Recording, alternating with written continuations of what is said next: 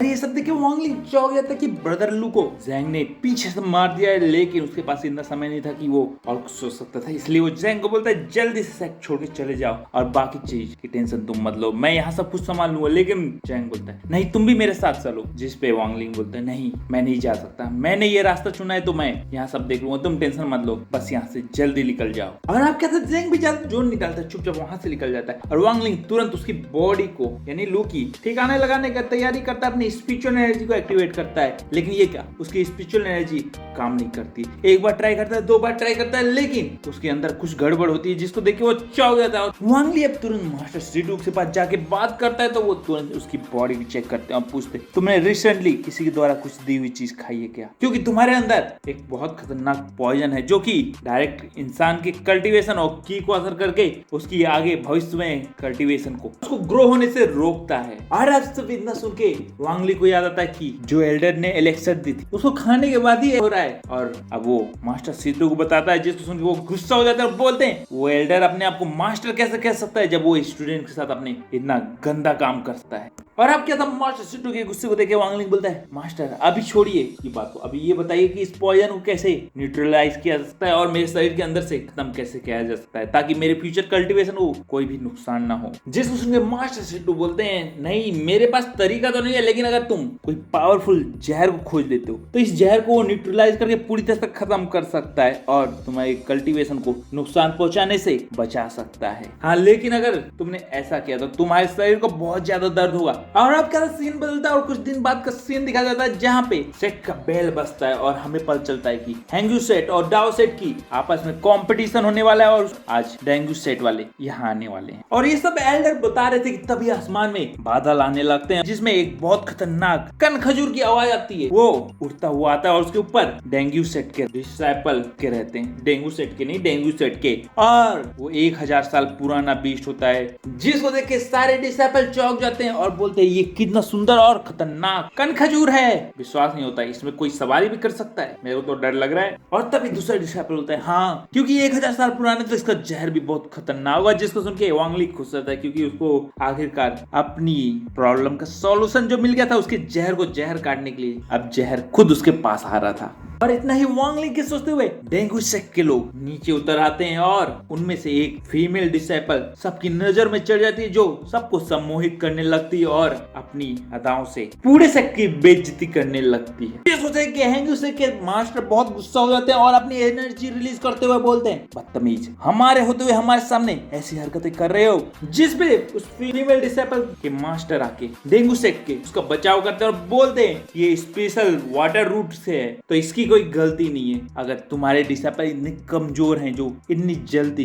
Control हो सकते हैं और मोहित होके जमीन में गिर सकते हैं। ये सब बोल के डेंगू सेट का मास्टर हेंगू सेट के डिसाइपल और एडलरों की बेइज्जती कर रहा था, लेकिन उस लड़की की नजर तो वांगलिंग में थी और वो चौंक गई थी कि ये फर्स्ट लेयर में भी होके मेरे चाम को कैसे नेग्लेक्ट कर सकता है और सबसे जल्दी कैसे जा सकता है। और दूसरी तरफ डेंगू सेट के एल्डर अभी भी बेइज्जती कर पड़े थे, लेकिन तभी हेंगू सेट के लॉर्ड आते हैं और बोलते हैं अरे मास्टर आप इतना ज्यादा मत सोचिए, अभी आप चल के आराम कीजिए, काफी लंबे सफर से आए हैं, चलिए चलिए। और वो बात को बीच में ही रोक देते हैं और काट देते हैं। और अब डेंगू सेट के मास्टर को ले जाते डिसाइपल और उस कन खजूर की जिम्मेदारी वांगजो को दे दी जाती है जो कि उनको एक्सेप्ट कर लेता है, लेकिन उनके जाते ही वो कन खजूर को देख रेख और खाना खिलाने की जिम्मेदारी वांगली को दे देता है। जिसको सुनकर वांगली खुश हो जाता है क्योंकि वो तो यही चाहता था। और अब उस कन खजूर के खाने के समय हो गया था तो वांगली एक हिरन के अंदर पॉइजन डाल देता है और उसको उसके सामने छोड़ देता है, जिसको वो खा लेता है और उस पॉइजन के कारण वो सो जाता है। और इस मौके का फायदा उठा के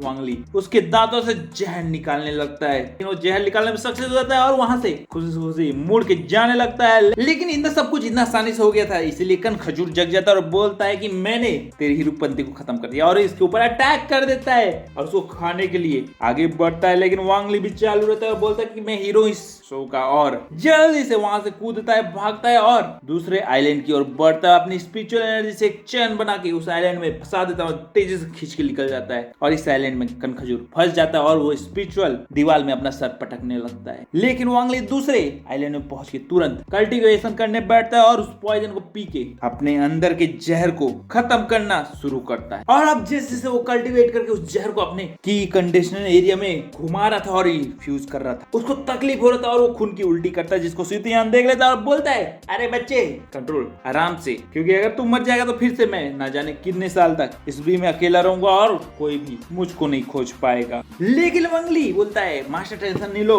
मैं सक्सेस हो जाऊंगा, और वो कल्टीवेशन करके दोनों पॉइजन को आपस में टकरा के न्यूट्रलाइज करके फिनिश कर देता है। और जैसे ये होता है उसका कल्टीवेशन तेजी से बढ़ता है और सीधा 14 लेवल तक पहुंच जाता है, जिसको देख के सितुयान भी चौंक जाता है कि आखिर इतना तेजी से ये कल्टीवेट करके अपना लेवल कैसे बढ़ा सकता है, आखिर यहाँ क्या हो रहा है, उसको कुछ समझ नहीं आता है। और अब क्या होता है ये देख के वांगली भी खुश हो जाता है, लेकिन मास्टर सितुयान बोलते ज्यादा खुश होने की जरूरत नहीं है, सिर्फ एक कोइंसिडेंट हो रहा है, तुम कोई खास नहीं हो। और इसी के बाद वो वापस से रियल वर्ल्ड में आ जाता है और टहलते हुए आगे बढ़ने लगता है, लेकिन अचानक से डेंगू सर के डिसाइपल आगे उसको रोक लेते हैं और बोलते तुम ही हो ना वांगलिंग, तुम्हारी वजह से हमारा खजूर अजीब बिहेव कर रहा है और अब कंट्रोल में नहीं आ रहा है, आखिर तुमने ऐसा क्या किया है, जिसको सुनकर वांगलिंग चौंक जाता है। और वांगलिंग बोलता है मेरे को नहीं पता, मैंने तो खाना सिंपल खिला दिया, उसके बाद क्या कर रहा है, मैं नॉर्मल डिसाइपल हूँ, मेरे को क्या पता रहेगा। जिसको सुनकर वो लोग चिढ़ जाते हैं और एक डिसाइपल तेजी से उसकी ओर स्लैश मारता है। एल्डर फुयांग अपने ऊपर से स्पिरिचुअल एनर्जी छोड़ के उसको ब्लॉक करता है और नीचे आते हुए बोलता है तुम लोग की हिम्मत कैसे हुई हमारे सेक्रेट डिसाइपलों को हानि पहुंचाने की। फिर वो एल्डर वांगली की ओर देखता है और बोलता है भूलो मत,